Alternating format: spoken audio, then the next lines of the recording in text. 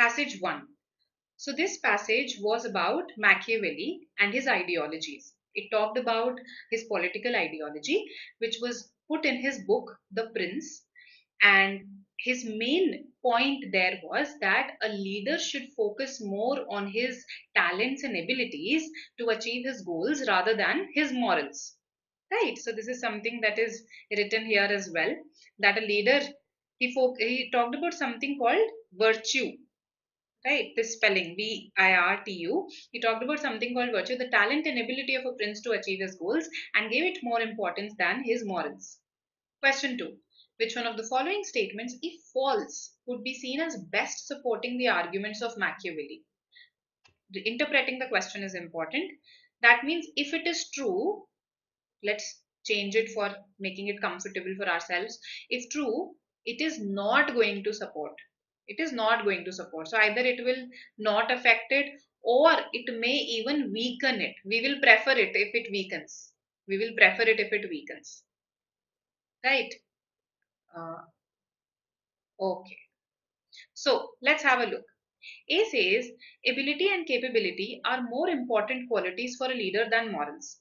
This is Machiavelli's central argument in his book The Prince. So this is something that if true, it supports. Whereas I need something which if true not supports. So this cannot be our answer.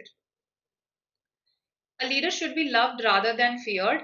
No clear stance on this has been taken in the passage. Okay, the passage says that, okay, the book tries to answer questions about whether a leader should be feared or loved, but what actually has been the answer that is given, that is not given to us, right? So we cannot infer this. So in the book, whether a prince should aim to be loved or feared, that has been discussed, but what has been the outcome, we do not know. This I cannot infer. This I cannot infer at all. So therefore, it will neither support